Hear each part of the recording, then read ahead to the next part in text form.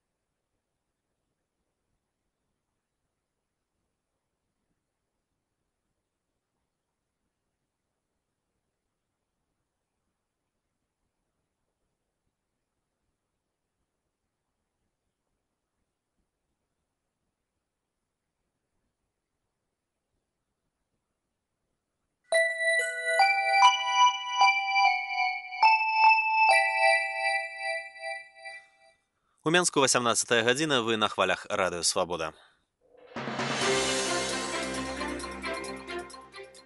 З вами Алексей Знаткевич. Сёння ў нашай праграме. Праз 50 гадоў пасля напісання аповесць Васіля Быкава «Мёртвым не баліць» выдалі нарэшце ў першапачатковым выглядзе, такой, якой яе стварыў аўтар.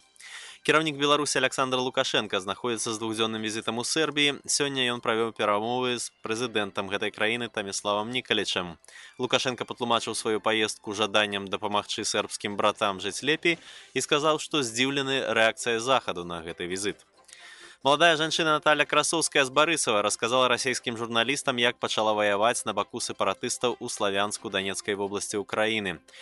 Цалкам гэтае відэо можна пабачыць на нашым сайце свабода.орг, а зараз я перадаю мікрафон свайму калегу Сергею Навумчуку, ён сочыць за міжнароднымі навінамі. Добрый вечер. И на пачатку про падзеі вакол Іраку. Генеральны сакратар НАТО Андерс Фог Расмусен заявіў, што арганізацыя пакуль не бачыць для сябе ролі ў пераадоленні крызісу в Іраку, дзе ўзброеныя ісламісты захапілі горад Масул і шэраг прылеглых раёнаў. Расмусен пры гэтым адзначыў, што Паўночна-Атлантычны саюз уважліва сочыць за развіццём сітуацыі і заклікаў баевікоў неадкладна вызваліць каля 80 грамадзянаў Турэччыны, якія ўзятыя ў закладнікі. У штаб-кватэры НАТО па просьбе Турэччыны раней на ўзроўні амбасадараў прайшло абмеркаванне сітуацыі ў Іраку. Члены, звязаныя з Аль-Каідай групоўкі ісламскай дзяржавы ў Іраку і Леванте, у сераду занялі горад Тыкрыт, іх атрады прасоўваюцца на поўдзень да сталіцы краіны Багдаду. Урадавыя войскі, паводле мясцовага тэлебачання, нанеслі авіаудары па пазіцыях баевікоў Масуле. Прэм'ер-міністр Іраку Нуры Аль-Малікі паабяцаў аднавіць кантроль за захопленымі раёнамі. Тым часам генеральны сакратар Пан Гі Мун заклікаў міжнародную супольнасць прадэманстраваць салідарнасць з Іракам у сувязі з апошнімі падзеямі.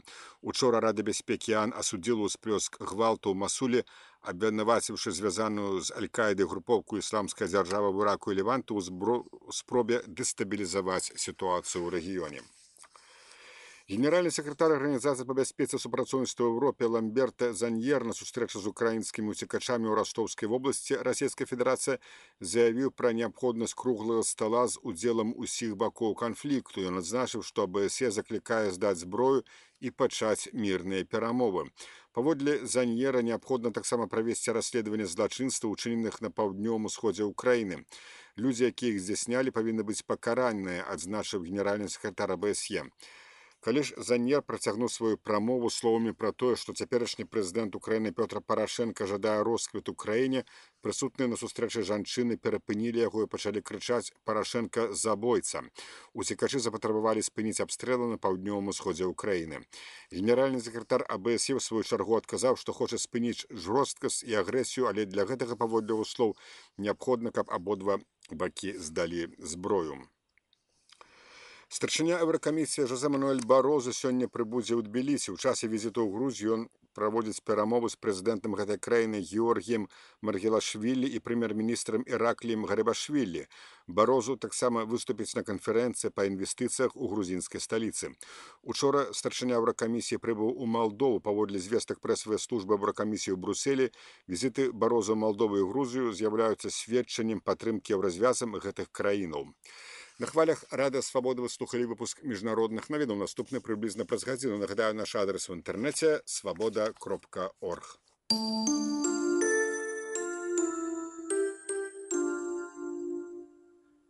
Вы на хвалях Радыё Свабода, з вами Алексей Знаткевич.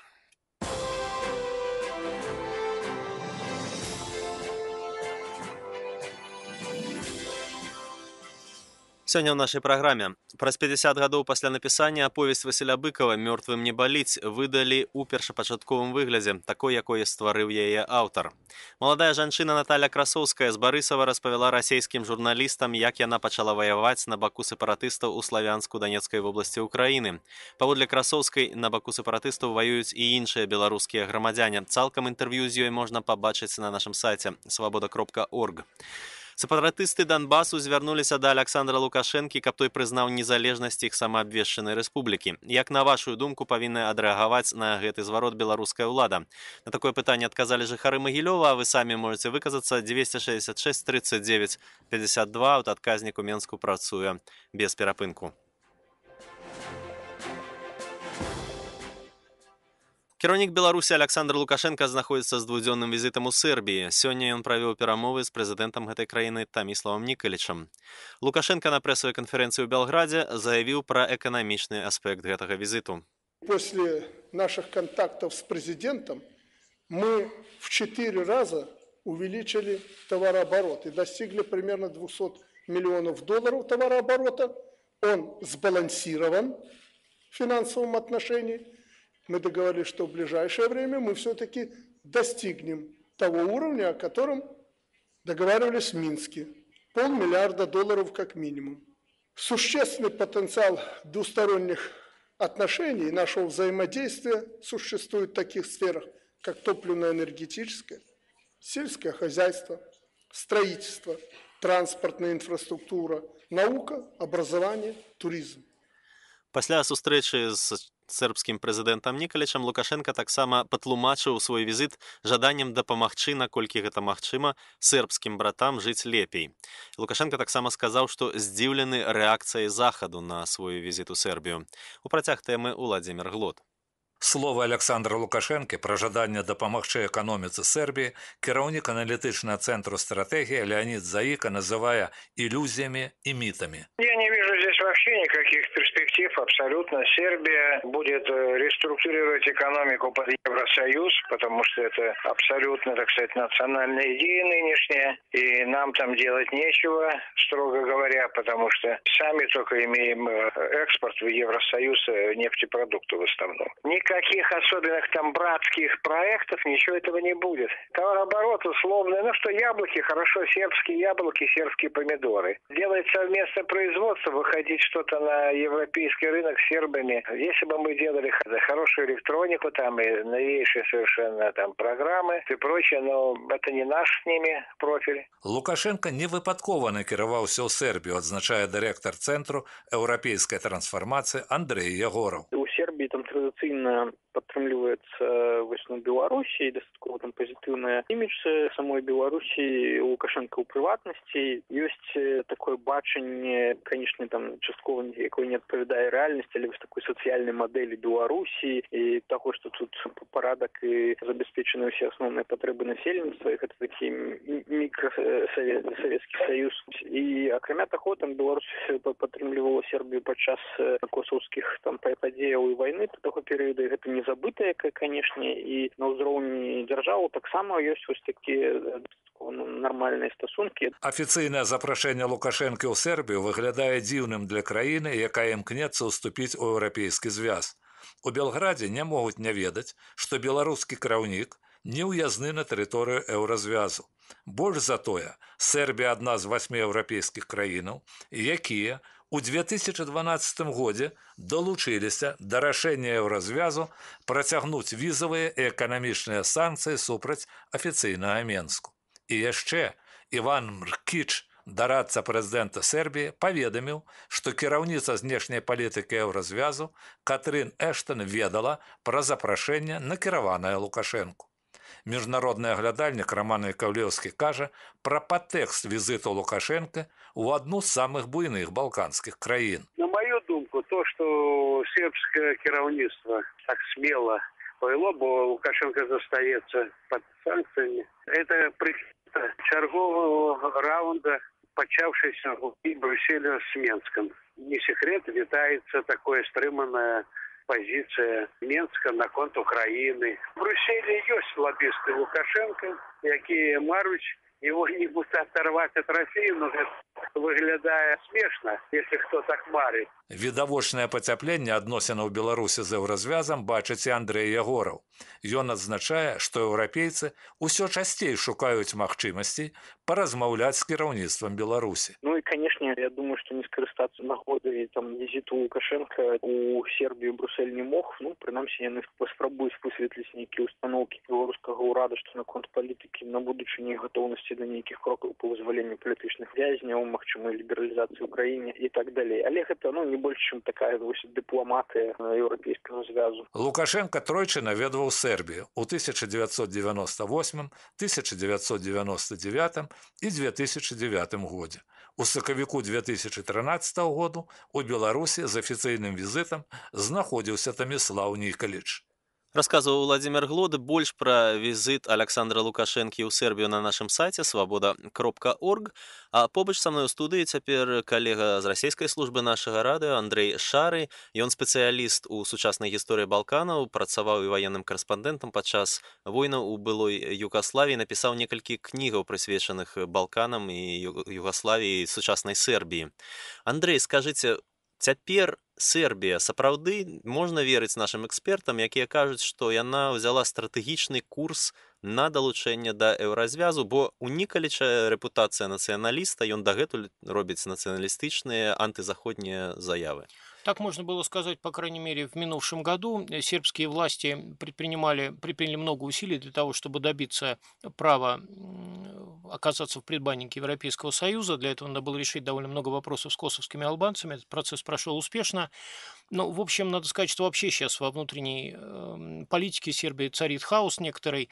Связано это с разными причинами, в том числе и потому, что вообще через десятилетия после отставки Милошевича, через там 12-13 лет, вся политическая сцена довольно сильно сместилась в националистическую сторону. Демократическое движение абсолютно в полураспаде, и сейчас у власти в Сербии либо умеренные националисты, либо просто националисты, либо такие люди, как Николич, которые очень сильные националисты, и человек совершенно с испорченной репутацией. Поэтому в такой ситуации возможны любые выверты при понимании того, что стратегического направления развития Сербия, по моим оценкам, тоже не изменит. Как, собственно, Европейский Союз. Дело в том, что в Европейском Союзе к Балканам вообще относятся по такому региональному принципу. Они считают, что нужно принимать или интегрировать в Европейский Союз все страны сразу, в том числе и Сербию. В Белграде это тоже понимают, и вот этот маневр отчасти использует и Николич, который позволяет себе встречаться с Лукашенко, надеясь на то, что никаких серьезных последствий для него это иметь не будет. Любопытно, что в эти же дни, вчера и сегодня, проходит визит в Берлин премьер-министра Сербии Александра Вучича, и он там встречается с Ангелой Меркель, и в том числе, я так полагаю, объясняет, какого, собственно, перепугу приехала. Сейчас они принимают Лукашенко, в то время, когда Сербия вообще-то ведет переговоры об интеграции с Европейским Союзом. А вось тое, што дарацца прэзідэнта Нікаліча, Маркіч сказаў, што гэты візіт узгоднены нейкі. Прынамсі, яны не сказалі узгоднены, но Евразвяз ведае пра гэты візіт. Вы допускаете, что Евразвяз дал добро на визит? Ну, понимаете, как Европейский Союз не может дать или не дать добро. Сербия независимое государство, она проводит ту политику, которую проводит. Есть несколько причин, по которым, собственно говоря, этот визит состоялся. Дело в том, что и Белград, в общем, не самая главная столица Европы. Там не часто бывают президенты, особенно сейчас, когда ситуация такая, что, в общем, вообще мало кто куда ездит вот из-за этой вот украинской истории всей. С другой стороны, это ответный визит. Лукашенко приехал потому, что ездил Николич. То есть там тоже есть у людей какие-то свои обязательства, которые, если мы говорим с точки зрения технической вот политики, не идеологической, окрашенной, технической, они тоже должны соблюдаться. Я думаю, это еще одна из причин. Кроме того, этот визит для Лукашенко, и для Николича, они абсолютно внутри страны беспроблемные. Между стран нет ни серьезных экономических проблем, ни серьезных политических проблем. То есть они друг друга похвалят, Лукашенко покажет сына Колю своего, возложит все венки куда надо, все скажет хорошее там про сербов. Они будут довольны, он уедет, и Николич внутри страны свои какие-то определенные дивиденды соберет на этом визите. Вось вы якраз сказали про нейкі хаос ва ўнутранай палітыцы. Цяпер у Сербіі сербскі палітолог Предраг Сіміч сказаў, што гэты візит Лукашэнкі правакацыйны. Вось давайте паслухаем Сіміча. Некаторыя дыпламатычныя дзеянні нашых кіраўнікоў падаюцца мне вельмі правакацыйнымі. Асабліва ў сітуацыі, калі Сербія мае шмат праблемаў перад сабою і дзеля іх вырашэння патрабуе мець шмат сяброў на захадзе. Насуперак гэтаму Сербія за апошнія 10 дзён ангажавалася ў такія дзеянні, якія прывялі да яўных спрэчак паміж урадам і амбасадарамі Еўразвязу і Злучаных Штатаў. Усё гэта выглядае даволі блытана і стварае ўражанне, што самалёт нашай палітыкі ляціць без пілота. Со мной в студии Андрей Шар, и я хочу задать ему питание, ці правда, что из-за этого визиту Сербия может нажить ворогов? Ну, серьезных врагов не наживет, но, очевидно, Николич рассчитывает, что новых друзей некоторых приобретет или подтвердит старую дружбу. Ведь Сербия в сильной газовой зависимости от России, и принять Лукашенко для них, а, надо сказать, отношения вот Москвы и Минска, отношения с Минском для Белграда всегда были такой экспонентой отношений Белграда с Москвой. То есть там всегда понимают, что принимая Лукашенко, они принимают еще и союзника Москвы. От этого все эти вот разговоры, там, а вдруг нам поучаствовать в союзном государстве, а вот не надо ли в таможенный союз как-то, у нас ведь зона свободной торговли вот, и так далее и тому подобное. Поэтому там, конечно, понимают, что... А сейчас отключит Россия газ. И в Сербии все, они ведь даже платят за газ российскими кредитами. Поэтому тоже там возможность для маневра очень небольшая у них. С точки зрения белградской, с точки зрения их реальной политики. А им, собственно говоря, нельзя забывать и о московском вот этом измерении политики. Я думаю, это еще одна причина, по которой поехал, которую приняли Лукашенко в Белграде. И я думаю, что в Москве на это тоже обратят внимание. Дзякуй, Андрей. Со мной у студыі быў Андрей Шары, супрацоўнік расійскай службы нашага радыё, спецыяліст у сучасных падзеях у Балканах. Вы на хвалях радыё Свабода, з вами Алексей Знаткевич. Нагадаю некаторыя тэмы нашай праграмы. Праз 50 гадоў пасля напісання аповесць Васіля Быкава «Мёртвым не баліць» выдалі ў першапачатковым выглядзе, такой, як стварыў яе аўтар. Кіраўнік Беларусі Александр Лукашенко знаходзіцца з двухдзённым візітам у Сербіі. Сёння ён правёў перамовы з прэзідэнтам гэтай краіны Таміславам Нікалічам. Лукашенко патлумачыў сваю паездку жаданнем дапамагчы сербскім братам жыць лепей і сказаў, што здзіўлены рэакцыяй захаду на гэты візіт. Маладая жанчына Наталья Красоўская з Барысава распавяла расійскім журналістам, як яна пачала ваяваць на баку сепаратыстаў у Славянску-Данецкай вобласці ўкраіны. Паводле Красоўскай, на баку сепаратыстаў ваююць і іншыя беларускія грамадзяне. Былы дэпутат Палаты прадстаўнікоў генерал Валерый Фролов заявіў пра намер вылучыць сваю кандыдатуру на наступных прэзідэнцкіх выбарах.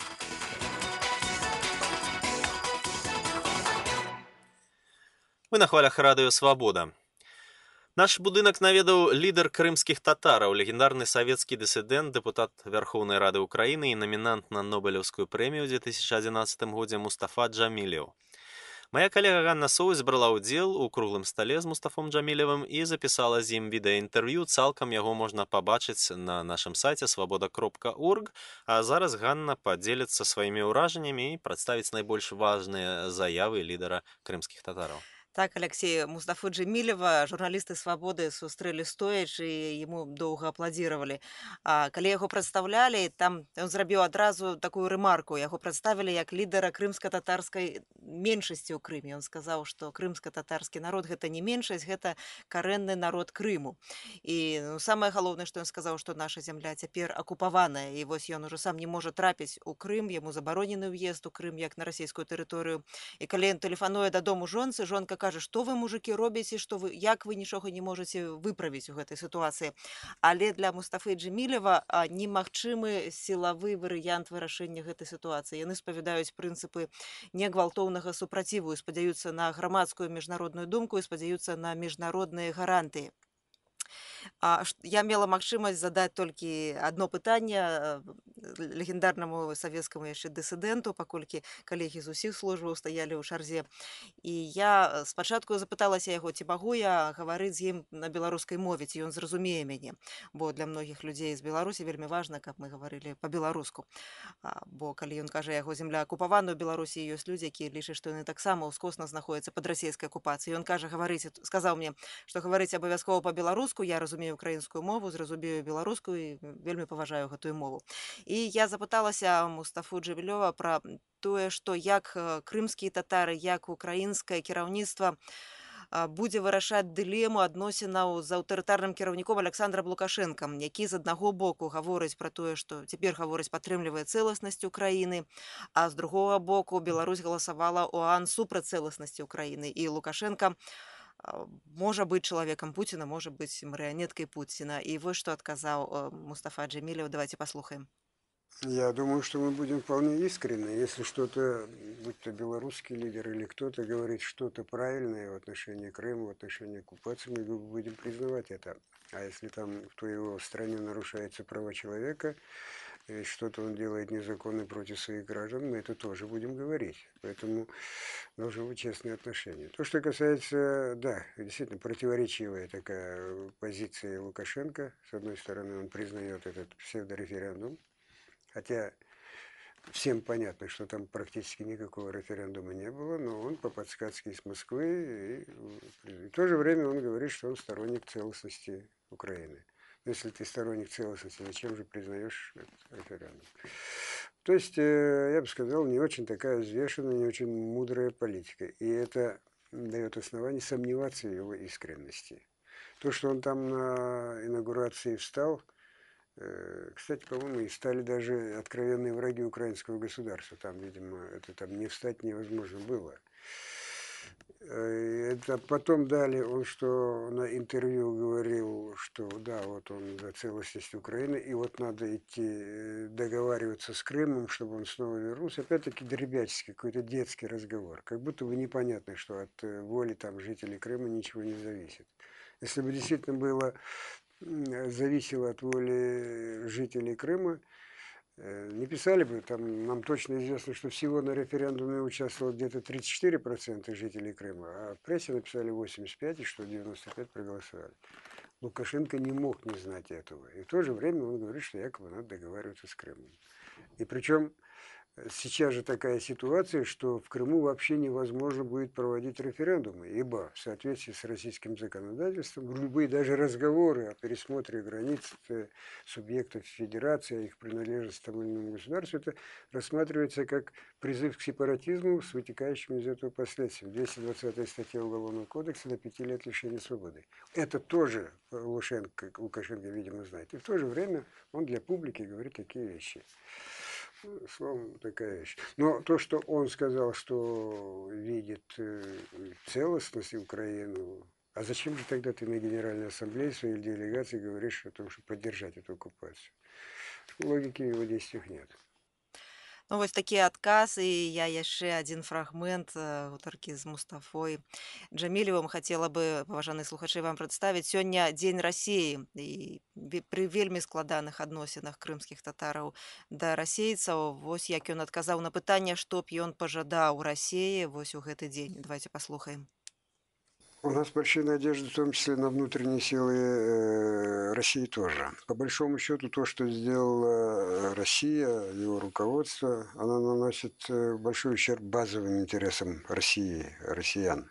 Это путь катастрофы, путь изоляции, путь дискредитации этого государства. И я бы, конечно, очень хотел, чтобы как можно быстрее Россия все-таки стала демократическим государством, и чтобы она восстановила уважение, то есть не восстановила, собственно говоря, никогда уважения не было, потому что там никогда демократического режима не было. Чтобы она стала уважаемым государством в мире, чтобы она соблюдала все международные нормы. А для этого, конечно, нужно там сменить режим. И дай бог россиянам силы и мудрости, организованности, чтобы они оказали такое сопротивление режиму, которое вынудило бы пойти на какие-то демократические реформы, чтобы она стала демократическим государством. И тогда вопросы нашей территориальной целостности, она решится мирным путем. Это будет и в интересах России, и в интересах нашего украинского государства. Гаварыў лідар крымскіх татараў, былы савецкі дысідэнт, дэпутат Верховнай Рады Украіны і намінант на Нобелевскую прэмію міру 2011 году Мустафа Джамілеў. Цалкам інтэрв'ю ім можна пабачыць на нашым сайце ў інтэрнэце свабода.орг. Кніга «Беларуская глыбіня», напісаная ў няволі. Што дае творцу няволя? Пра гэта ў вольнай студыі мы пагутарым з аўтарам кнігі Паўлам Севярынцам. Калі чалавек губляе знешнюю свабоду, а ён пачынае шукаць свабоды ўнутранай, то тады пачынае крынічыць. Я дзякую Богу за кожную турму, таму што ў турме бліжэй да Бога. І ў турме бліжэй да самога сябе. Ты можаш разабрацца з уласнымі пачуццямі і думкамі. Вольная студыя з Паўлам Севярынцам на нашых хвалях прыкладна праз 10 хвілінаў. Нагадаю, што ўсе нашыя перадачы таксама можна прачытаць і паслухаць у інтэрнэце свабода.орг. Праз 50 гадоў пасля напісання аповесць Васіля Быкава «Мёртвым не баліць» выдалі нарэшце ў першапачатковым выглядзе, такой, як стварыў яе аўтар. Кніга выйшла ў свет у менскім выдавецтве «Медыял» і дзякуючы літаратуразнаўцу Сергею Шапрану і бізнэсоўцу Паўлу Бераговічу, расказвае наша карэспандэнтка Валянціна Аксак. Даследчык творчасці Васіля Быкава Сергей Шапран задумаў аднавіць аўтарскі варыянт аповесці «Мёртвым не баліць» некалькі гадоў таму, калі ў архіве музея гісторыі беларускай літаратуры знайшоў машынапіс твора, скрэмзаны цэнзурай пры падрыхтоўцы да першай публікацыі ў часопісе «Маладосць». Праз некаторы час сыны народнага пісьменніка Сергей і Васіль перадалі спадару Шапрану тэчкі з рукапісамі Васіля Уладзіміравіча, сярод якіх даследчык знайшоў і самы першы варыянт знакамітай аповесці, забароненай пасля публікацыі расійскага перакладу ў «Новым міре» на 20 гадоў. Рупная праца па складанні, каментаванні і аднаўленні гісторыі дачыненняў аўтара і цэнзараў самай рознай масці амаль завяршылася паўгода таму. І тут даследчыку пашчасціла на новыя знаходкі. Позвонил молодший сын Быкова Василий Васильевич, сказал, что он знайшоў яшчэ невялічкую скрыню з лістамі да Быкова і з двумя нататнікамі. І калі я пагартаў гэты нататнік, аказалася, што гэта вось то, што я нават ужо і не спадзяваўся знайсці, гэта нататнікі былі з распрацоўкай сюжэта «Мёртвым не баліць». Не ўключыць у гэтую кнігу мне здавалася проста недаравальным. Яшчэ некалькі месяцаў працы і вось з друку з'явіўся 600-старонкавы том, які складаецца фактычна з 2 кніг. Першая – быкаўскі тэкст аповесці з адмыслова выдзеленымі сказамі, абзацамі, а то і цэлымі старонкамі, якія выразалі з кожнай публікацыі цэнзары. Сергей Шапран тлумачыць структуру кнігі. Цэнзарскія праўкі мы іх вылучалі асобным чынам, бо не кожны чытач, мяркую, пасля палезе ў каментары глядзець. Гэтыя праўкі адразу стрыката яны там глядзяцца. Пасля адноўленай аповесці ў томе змешчана вялікае пасляслоўе даследчыка. У ім спадар Шапран апавядае, як Васіль Быкаў ствараў «Мёртвым не баліць», з якімі цяжкасцямі сустрэўся пры публікацыях, праз якія цэнзарскія жорны яны праходзілі, якая рэакцыя ўлады і крытыкі была ў той час. Тут жа чытач знойдзе пашыраныя каментары да кожнай з 200 цэнзарскіх і рэдактарскіх правак. Гэта фактычна кніга ў кнізе, стварыць якую стала магчымым дзякуючы падключэнню да справы цэлай каманды прафесіяналаў-архівістаў і адмыслоўцаў кнігавыдання, якім даследчык вельмі ўдзячны. З дня на дзень з друку чакаецца ліквідацыя. Гэта яшчэ адна кніга Васіля Быкава, падрыхтаваная Сергеем Шапранам. Яна аднаўляе аўтарскі варыянт аповесці сотнікаў і таксама распавядае ўсю яе няпростую гісторыю. Абодва тамы прысвечаныя 90-годдзю народнага пісьменніка.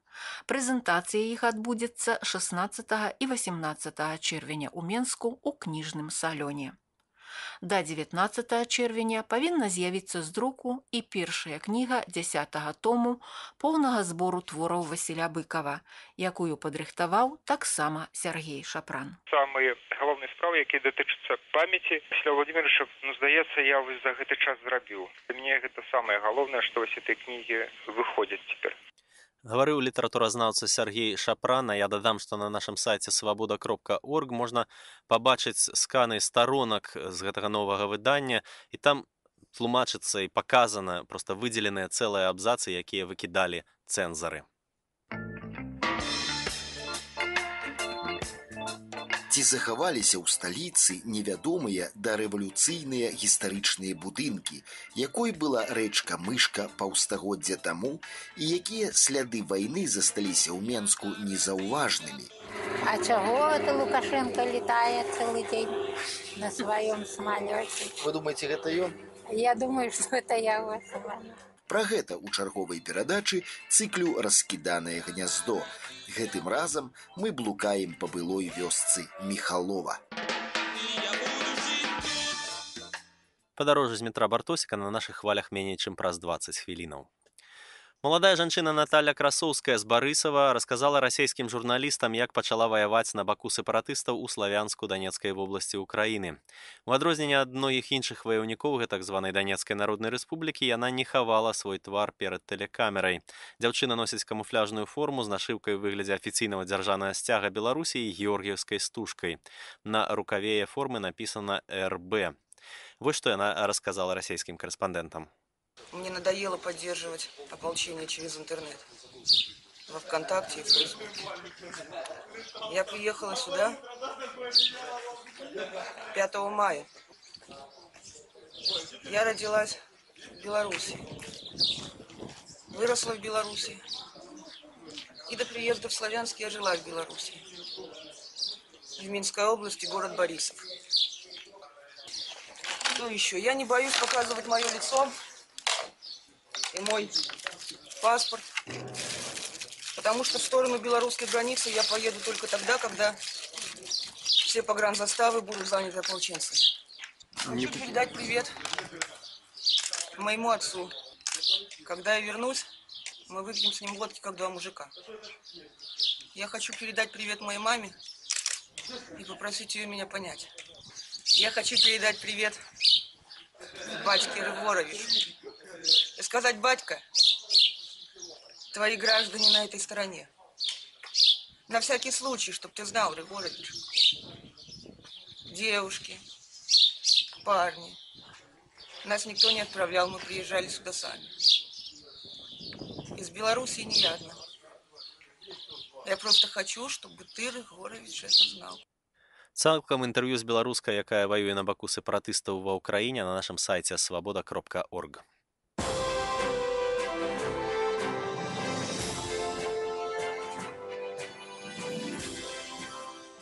Вы на хвалях радыё Свабода, з вами Алексей Знаткевич. Нагадаю некаторыя тэмы нашай праграмы. Праз 50 гадоў пасля напісання аповесць Васіля Быкава «Мёртвым не баліць» выдалі ў першапачатковым выглядзе, такой, як стварыў яе аўтар. Кіраўнік Беларусі Александр Лукашенко знаходзіцца з двухдзённым візітам у Сербіі. Сёння ён правёў перамовы з прэзідэнтам гэтай краіны Таміславам Нікалічам. Лукашенко патлумачыў сваю паездку жаданнем дапамагчы сербскім братам жыць лепей і сказаў, што здзіўлены рэакцыяй захаду на гэты візіт. Маладая жанчына Наталья Красоўская з Барысава распавяла расійскім журналістам, як яна пачала ваяваць на баку сепаратыстаў у Славянску-Данецкай вобласці Украіны. Паводле Красоўскай, на баку сепаратыстаў ваююць і іншыя беларускія грамадзяне. Былы дэпутат палаты прадстаўнікоў генерал Валерый Фролов заявіў пра намер вылучыць сваю кандыдатуру на наступных прэзідэнцкіх выбарах.